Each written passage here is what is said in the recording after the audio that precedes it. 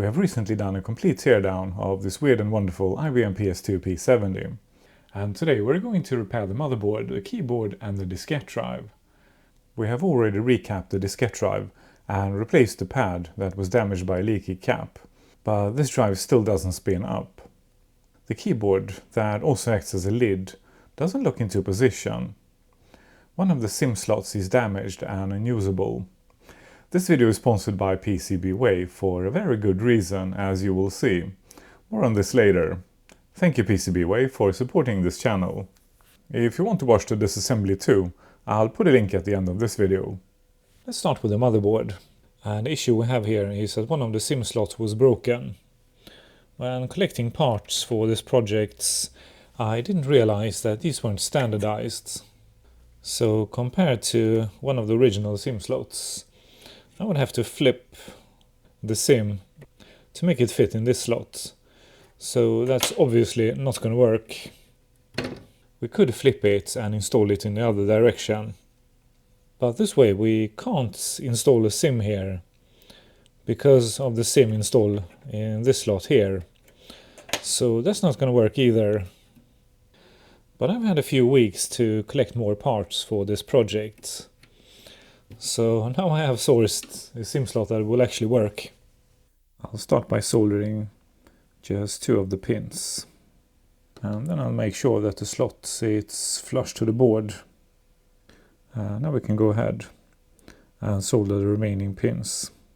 I considered replacing all four slots to slots with metal clips, because they are of course going to outlast SIM slots with plastic clips.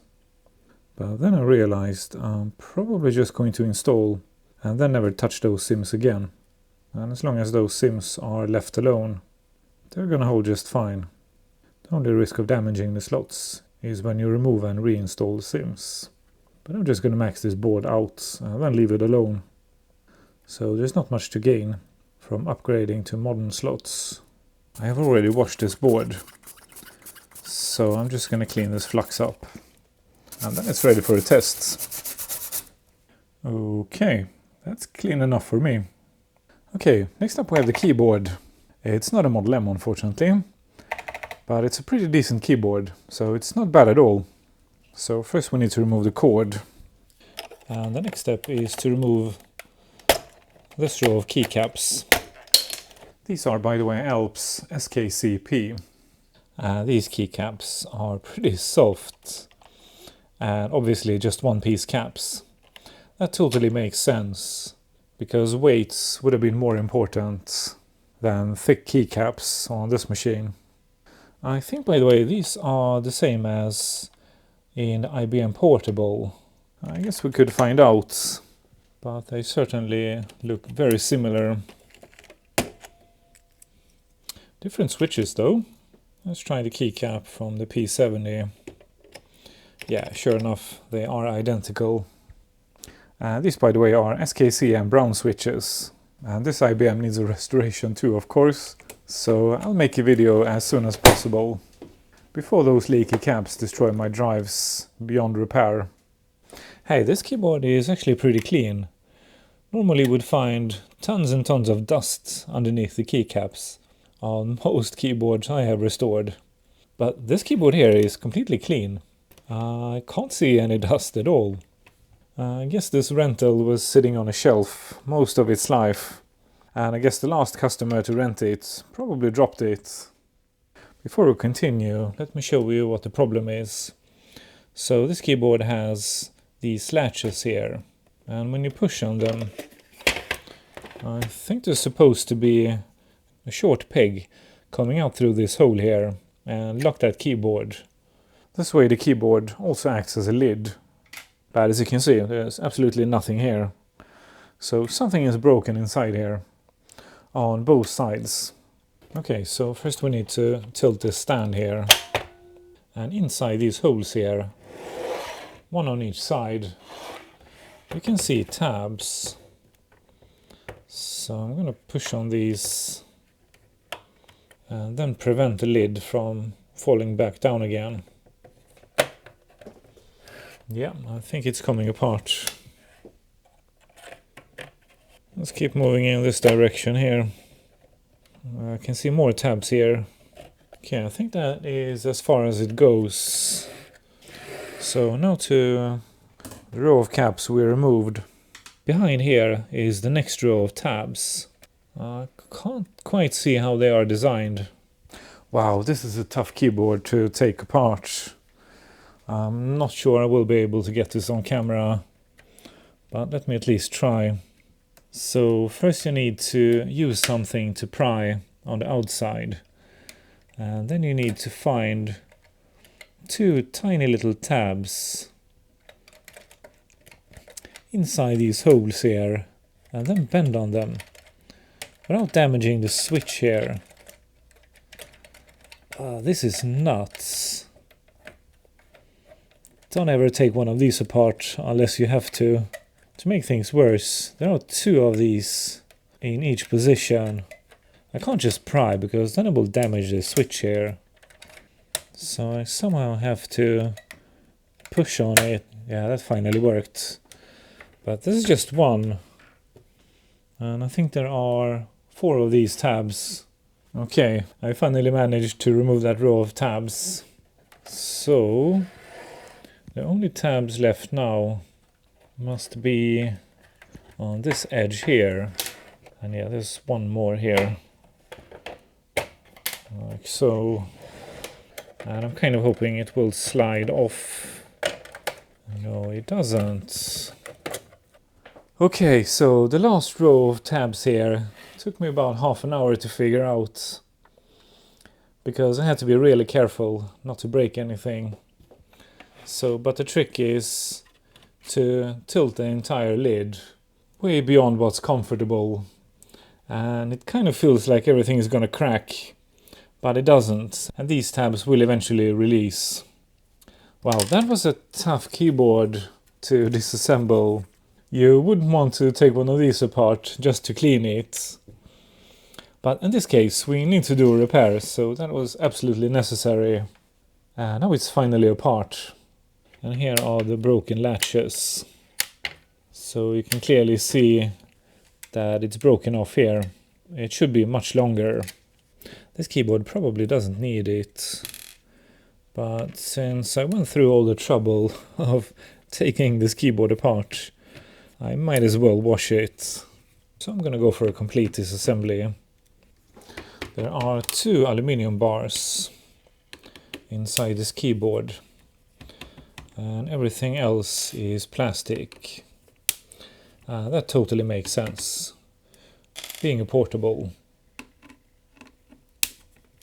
So let's remove this bar first. We have a second bar down here that seems to be installed with rivets. And aside from those screws, it also seems to be jammed. There we go. And apparently Alps made the entire keyboard, not just the switches. Wow, this weighs absolutely nothing.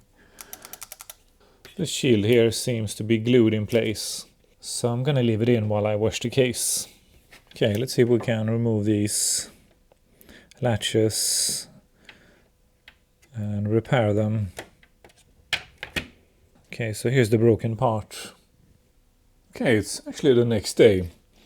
So all the parts in the keyboard have been washed and dried. So Alps actually drilled holes pretty much everywhere in this keyboard to make it as lightweight as possible. And they definitely succeeded. So let's fix this keyboard. And luckily someone made this project here. I'll put a link down below to where you can find this project. I grabbed the files and had the sponsor of this video print them, PCB So thank you PCB for helping me rescue this machine. And this kit consists of 2 parts. So I guess if you break this entire part here, then you would use this piece here and glue it in place. Or, like in this case here, only this tab here is broken off. So I think we can use this part instead. However, there is still some left of the old tab here. So first we need to remove what's left of that tab. Let's see if a file will do the job. I'll skip ahead here. Yeah, that totally worked. So now we can just install this printed piece here. Wow, that is a snug fit. It probably doesn't need it, but we could add some glue here. That is a very elegant solution. Okay, let's go ahead and install them. Yeah, that fits perfectly. Great project. I went with IBM blue, but you could of course try to color match these. I don't think glue is needed here, because the cover is going to sit on top here and prevent it from falling off. Yeah, that is totally going to work. Awesome. I forgot to take a picture of the stabilizers before I removed them. So here you go, if you're restoring one of these and made the same mistake. Okay, all the keycaps are back on. I will mention two things about this keyboard. So first, it has a really distinctive sound. It's quite different from other keyboards. And it also feels really light to type on. The keycaps have different size and shape. So even though this keyboard is very flat, it has a nice curved shape. So overall, it's a nice keyboard. Not bad at all. I'm gonna leave the lid off for now and make a thorough test of this keyboard, since that damn lid was so difficult to remove. It's probably overexposed on camera, but the spacebar has yellowed slightly, so I may retrobrite the spacebar. Okay, let's start testing things. I have installed 4 RAM sticks on the motherboard. Okay, let's flip that switch and see what it does. This machine is pretty slow to post, so I'll skip ahead here and be patient. Okay, the screen lit up and it's counting up the RAM. We've got 2 megs, 4 megs, and these modules, by the way, are 2 meg modules. We've got 6 megs and 8 megs. Okay, great, so that SIM slot is totally working. And by the way, I think this is max on the motherboard. You can add more RAM with a card like this, but I think 8 megs is pretty sweet for this machine. And I would probably struggle to find some use for more than 8 megs. So maybe I'll just leave it like this. So let's move on and test the diskette drive. This drive wasn't working in our previous attempts. We actually seem to have a mechanical fault. Okay, well, in the teardown video we replaced all of these caps here, and we did a repair to this pad here that had completely come undone from the leaky cap. But I didn't notice a mechanical fault in that video. Well, it's been a few weeks, so I may have to go back and check. But in any case, it needs fixing. I did an inspection and I can't see anything obviously wrong. However, when I push on this thingy here, then the drive actually works. Now then it stops working again until I push on this lever again. So let's remove it and have a look. It's probably spring-loaded and filled up with some dried up grease. Well, I think this is a damper. Well, it's not spring-loaded. So yeah, I think this is just a damper. So I can't really tell if there's anything wrong with it. Let's see if we can take it apart. No, this part here seems to be glued together. With the damper removed, it acts exactly the same. If I push here, it starts working, but only once. So it's probably not a damper. This is something else. Let's remove these springs here and see if we can release that cassette. Yep, that was easy. This drive is extremely clean. So I think this drive just needs some grease. I have to push quite firmly to move this bracket. That is definitely a suspect.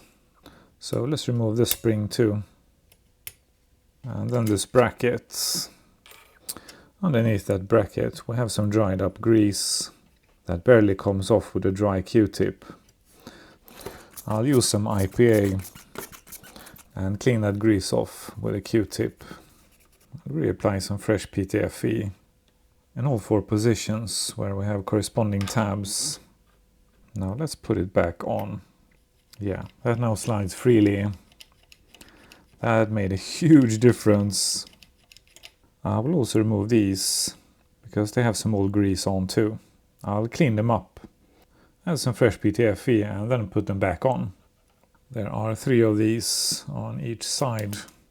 I'll add some PTFE to the worm shaft too, while it's easy to access. I'll try not to make a mess. Now let's put this spring back on.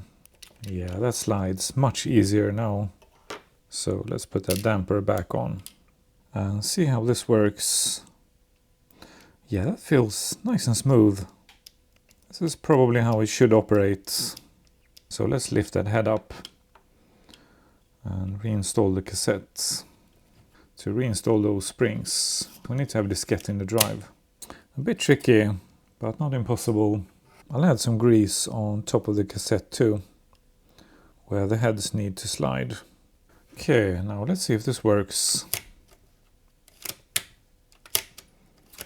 Yeah, that totally fixed it. So all that was needed was some fresh grease. Okay, time for the next test. Okay, I'll turn the power on and we'll see if it works now. Let's make sure the motor is off the bench. Maybe I should have installed just 1 stick while we do all the tests, because this RAM count takes forever. Okay, 8 megs, here we go. Heads are moving, but it didn't try to boot from the diskettes. Let's try F1. No, nothing. Well, that kind of sucks.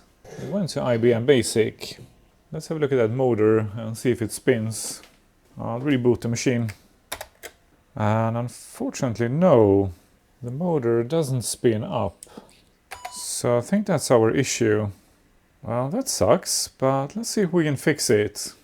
Okay, so we've got 2 suspects here. This Hitachi HA13440, and that chip is the motor driver. It came with all the chip legs, completely covered in a black gunk. Presumably a mix of electrolyte from these caps here, and some corrosion from the chip legs. We have cleaned it, but that stuff may have found its way inside the chip. Another option is that we have a broken trace underneath the chip, because 3 of the traces connected to the chip had some heavy corrosion on them. Let's start by adding some flux to all the chip legs. There's still some corrosion on some of the chip legs. I don't want to use the rework station this close to the motor, so I'm going to add some chip quick. That was easier said than done, because these chip legs are corroded, so they don't want to take solder, and the chip quick just moves to the nearby components instead of sticking to the chip legs. So I'll just keep adding flux until it gives up and takes that chip quick, whether it wants to or not. I better grab that resistor and put it back on later when we're done, because it's coming off with the chip quick. Actually, I think it's a cap, but that doesn't matter. We need to put it back on later. Wow, that is stubborn. Those chip legs just won't take solder, so I'll keep adding flux until it gives up. Okay, this is sort of working. I may have to reapply some more flux. Let's see if this side is easier. We have cleaned this side, so it definitely takes the chip quick easier. Now this is going to be the really tricky side. I have to avoid damaging the motor, and there isn't much space here. Okay, so how about this side here? We may have to use the rework station here, but that could damage the motor. So let's just try this and see if it works. More flux. Well, even if we have to use the rework station, the chip quick is going to make the removal much quicker. So that should be a pretty good plan B. That stupid electrolyte just completely messed up these chip legs. I'll try with some more flux. Well, the best I can do is to add as much chip quick as possible. This would have been so much easier if we could remove this PCB. Perhaps we can, but to remove the PCB we also have to remove the motor. And I'm not sure we should, or even if we can. Well, this and this side here has taken the chip quick now. But not these two sides, unfortunately. Let's try with more flux. No, I think this is the best I can do. Definitely not great. So I guess what we'll try here is to blow some hot air. And I'll just do my best avoiding blowing any hot air on the motor here. I think that's the best we can do. Far from ideal. But I think this is our only option. Okay, the chip quick is molten now, but not all of the chip legs have chip quick on them. This chip is still available to buy, at least on eBay. So I don't care too much if we damage it. The important thing here is the motor, because it's a lot more difficult to replace, if possible. Okay, fingers crossed. Yes, it worked. Here's our chip. Let's remove the chip quick next, and then inspect all the pads underneath that chip. That is a big blob of chip quick for sure. I think my solder wick is getting a bit dry, because it doesn't seem to take solder as well as it normally does. I think I need to order some fresh wick. I tend to buy quite a lot of this stuff and then keep it in the fridge. But it doesn't last forever. Yeah, look at this mess. It's stuck to the chassis instead of the chip. And we need to make sure to get all of that stuff off. But I think it did a good job, because the chip came off very quickly. I didn't even heat one side of the chip, the side close to the motor, and yet it came off. So totally worth it if it saved the motor. Well, we definitely have some corrosion underneath the chip. I'll clean this mess up so we can see what's underneath all that flux. I use a dry Q-tip first, and then I'll rinse it with some IPA. Well, we definitely have some corrosion here, but to be perfectly honest, it doesn't look bad enough to have caused our issue. So I'll use some more flux and clean up these pads. I'll just use some regular solder and then let the flux do its magic. Well, this pad here isn't too keen to take solder, so that could have been our issue. Let's remove the solder and see if this helped. I think it did. Let's remove the flux and see. Yeah, those pads look fine now. I'll rinse and wipe that stickiness off. Yeah, that looks pretty good now. Okay, I moved in closer and checked with the beeper. So I don't think this issue was caused by bad trace. And by the way, we have already checked all the damage traces in this area here. Well, in that case, let's replace this chip with a known good chip. I got this chip in another drive that's also faulty, but in that drive the motor spins up. So if all goes well, that drive will now have 2 faults to fix. I soldered a couple of the pins and made sure the chip was aligned. So now we can add some flux and drag solder all the pins. Okay, chip soldered and cleaned up. I also checked for bridges. So we're ready for a test. Okay, let's turn the power on and see if this made any difference. The screen lit up. It's counting the RAM. Heads are moving, but the drive didn't spin up. Oh no. Let's try F1. No. Crap. So is this motor shut?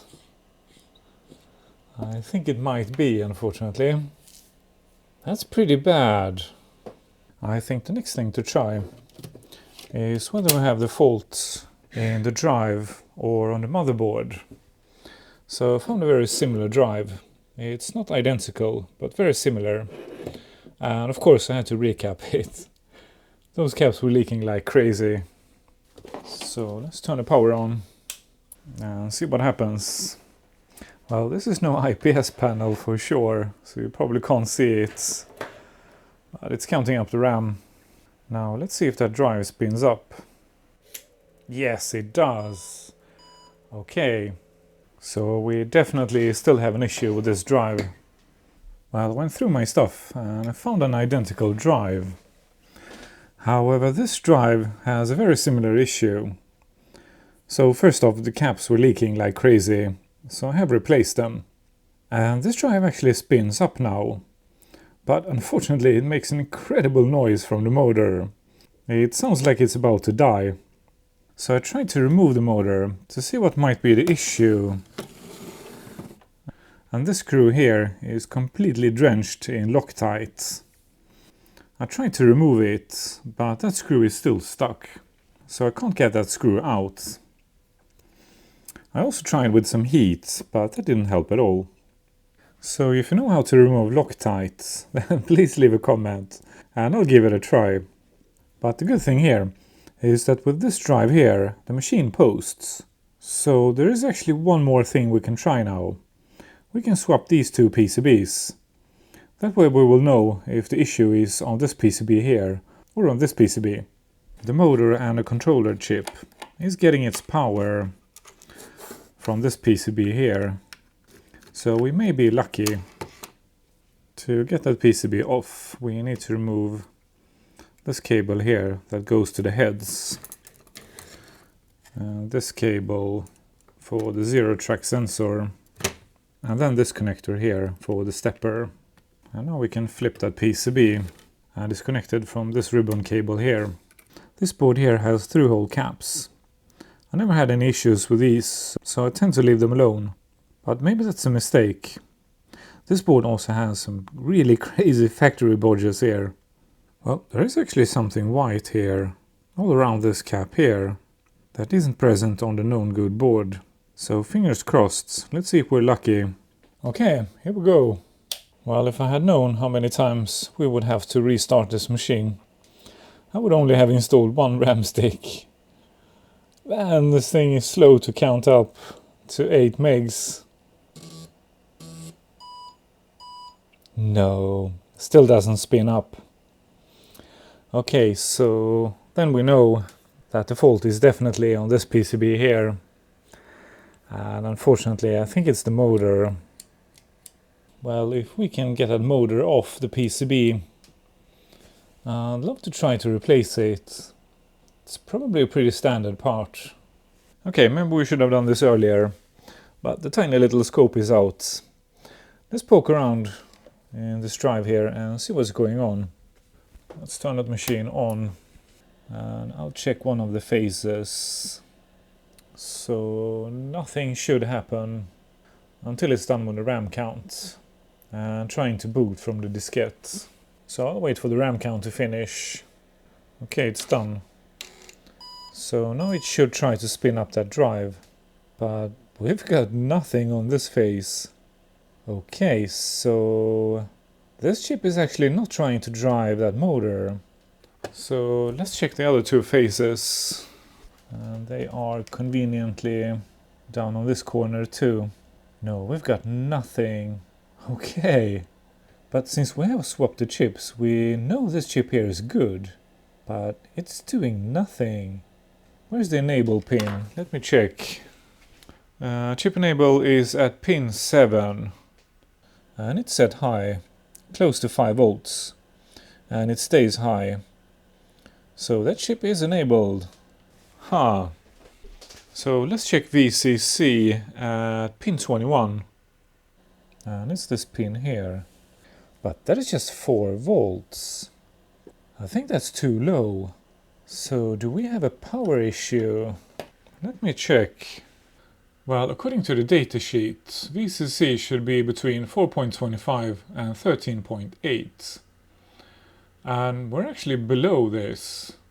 So this could be a power issue. And I think I found a power rail coming in from this PCB here, at the 3rd pin from the right. So here we've got 12 volts.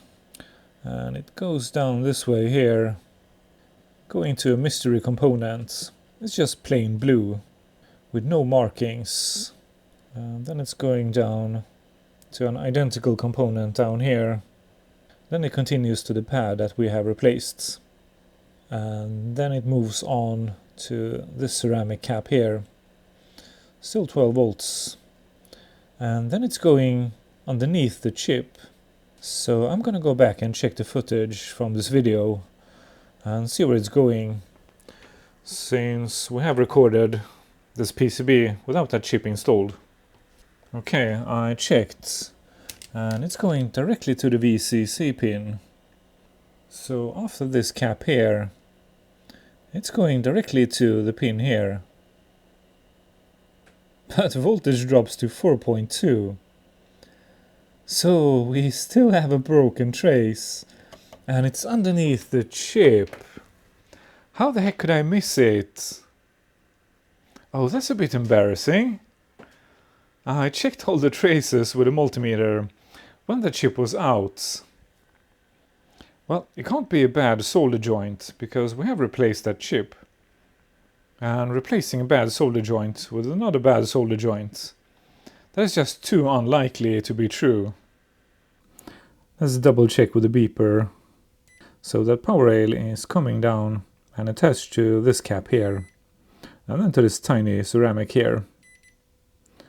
And then it continues and goes in under the chip. And then it's going to this pin here. And we're not getting any beep. So that trace is broken. Question is where? Well, it's somewhere between the chip leg and the ceramic cap here. That must be an absolutely tiny crack. Okay, I used a sharp tool and removed the solder mask roughly in the middle of the visible trace here. Now let's see on what side of that trace we have a break. Okay, so it's not under the chip. So it's somewhere between this cap here and this scratched off solder mask here. Wow, that must be a tiny, tiny, tiny crack here somewhere.